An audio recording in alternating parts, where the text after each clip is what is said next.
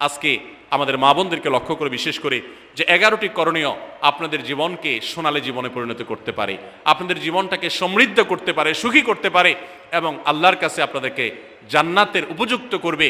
কিয়ামতের ময়দানে সুন্দর হাসি, সুখের হাসি, তৃপ্তির হাসি আপনাদেরকে হাসাবে ইনশাআল্লাহ। সেই 11টি নসিহা, সেই 11টি বিষয়ের প্রথমটি হলো কোরআন এবং হাদিসের জ্ঞান অর্জন করবেন।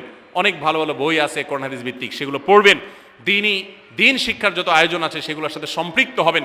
অনলাইনে অনেক কোর্স করা যায়, সেগুলোতে আপনি সম্পৃক্ত হতে পারেন। যেভাবে হোক আপনাকে কোরআন হাদিসের কথা জানতে হবে। আল্লাহ কি বলেছেন, রাসূল সাল্লাল্লাহু আলাইহি ওয়াসাল্লাম কি বলেছেন, মাসালা মাসাইল কখন কি করা উচিত, কোরআন হাদিসে কি বলা আছে, এগুলো জানতে হবে আপনাকে। যতটুকু সম্ভব জানার চেষ্টা করবেন। নাম্বার 2, 5 ওয়াক্ত নামাজ সঠিকভাবে আদায় করবেন, সময় মতো আদায় করবেন।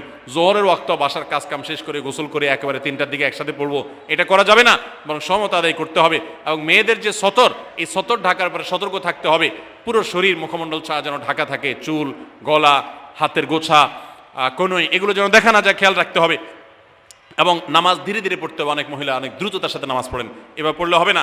নাম্বার 3, রমজানের রোজা ঠিক মতো রাখতে হবে, যথাযথভাবে রাখতে হবে। রোজা রেখে গীবত, শিকায়েত, মিথ্যা, গালমন্দ এগুলো করা যাবে না।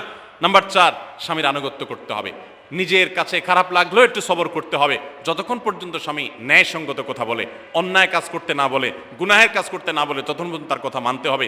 নিজের খারাপ লাগলেও মানবেন আপনার জান্নাতের প্রয়োজনে, সুশৃঙ্খলার প্রয়োজনে, পারিবারিক শান্তির প্রয়োজনে। ইনশাআল্লাহ আপনি সুখে থাকবেন দুনিয়া এবং আখিরাত উভয় জগতে। নাম্বার 5, নিজের ইজ্জত সম্ভ্রম হেফাজত করবেন। অনলাইনে অফলাইনে কারোর সাথে হারাম সম্পর্ক করবেন না, কোনো গায়রে মাহরাম পুরুষের সাথে অযথা যোগাযোগ করবেন না, চ্যাটিং করবেন না, এবং সোশ্যাল মিডিয়াতে হারাম জিনিস দেখা থেকে নিজের চোখকে হেফাজত করবেন, বাঁচিয়ে রাখবেন।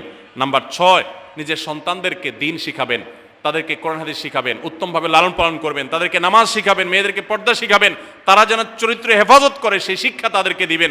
উপযুক্ত হওয়ার পর ছেলে মেয়েকে বিয়ে দিবেন, কোনোভাবে যেন হারাম সম্পর্কে না জড়ায় সেজন্য সাবধান থাকবেন। ভালো ফ্যামিলির সাথে তাদেরকে উঠা বসা করাবেন, ভালো শিক্ষা প্রতিষ্ঠানে দিবেন যেখানে দিলে তার ঈমান আমল হেফাজত থাকবে।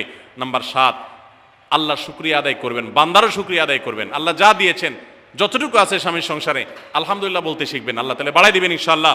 নাফরমানি, নাশুকরি করবেন না, তাহলে আপনি নিজেই ক্ষতিগ্রস্ত হবেন, কষ্টের মধ্যে থাকবেন।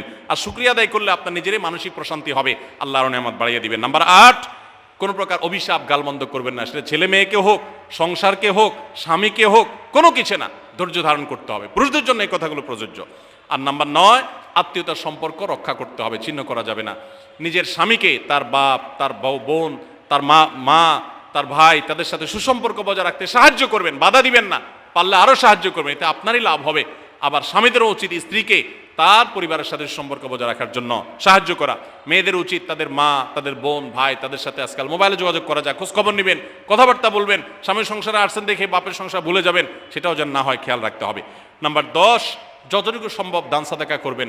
দান সাদাকা জাহান্নাম থেকে মুক্তির কারণ হয়, সেটার জন্য সাধ্য অনুযায়ী করবেন। পুরুষরা তাদের জন্য এক্ষেত্রে হেল্প করবেন, যাতে তাদের মোহর ইত্যাদি দেওয়া, মাসে হাত খরচ কিছু দেওয়া, যাতে তারা সাদাকা করতে পারে সেই সুযোগ। আজকাল দেখা যায় অনেক মেয়েরা টাকা পয়সা পেলে মার্কেটে চলে যাবেন, কি কিনবে এটা নিয়ে অস্থির হয়ে যান। মার্কেটে আপনি যা দরকার হলে যাবেন, কেনা দরকার হলে কিনবেন, কিন্তু দানের জন্য একটা খাত রাখবেন। পারিবারিক সাদাকা বাক্স, একটা বাক্স রাখবেন, যে খুচরা টাকা পয়সা বা বিভিন্ন টাকা পয়সা ছেলে মেয়েরা রাখবে, আপনি রাখবেন, উৎসাহিত করবেন। এটা দিয়ে একটা গরিব ফ্যামিলি মুখে হাসি ফোটাবেন, একটা ভালো কাজ করবেন, পারিবারিকভাবে এরকম দানের ব্যবস্থা করবেন। বোনেরা, সর্বশেষ হলো সময় নষ্ট করবেন না সোশ্যাল মিডিয়াতে। আল্লাহর ওয়াস্তে এটা থেকে নিজেকে বাঁচাবার জন্য সংগ্রাম করেন। যারা এখনো এই রোগ থেকে বাঁচতে পারেন নাই, আল্লাহর কসম করে বলছি, দুনিয়ার জীবনটাই ধ্বংস হবে, অসুখী থাকবেন, অশান্তিতে থাকবেন, আখিরাতের ধ্বংস তো আছেই। অতএব ফেসবুক, ইউটিউব, এটা যদি আপনাকে দেখতে হয়, খারাপ কিছু যেন না আসে সেভাবে ফিল্টার করে নেবেন, এবং নিয়ন্ত্রিত নির্দিষ্ট সময়ের বেশি দেখবেন না। 10 মিনিট 10 মিনিট, সকাল দুপুর রাত, এর বেশি বিকাল, আমি এর বেশি দেখবো না। ঘন্টায় ঘন্টা টিপবেন না। অনেক মহিলা আছে স্বামীকে সময় দেওয়ার সুযোগ নাই, সন্তানের দিকে তাকাবার সুযোগ নাই, উনি টেলিভিশন এবং মোবাইলে আসক্ত, এবং এটা আমাদের সমাজকে ধ্বংস করে দিচ্ছে। নিজের ক্ষতি নিজে করছেন, নিজের পায়ে কুঠারাঘাত করছেন। আল্লাহ তাআলা আমাদের সবাইকে এই সব বিষয়গুলোকে মেনে চলে, এই 11টা পয়েন্টকে মেনে চলে আমাদের মা বোনদের জীবনকে সমৃদ্ধ করার তৌফিক দান করুন। আমাদের সবাইকে আল্লাহ তাআলা আমল করার তৌফিক দান করুন। জাযাক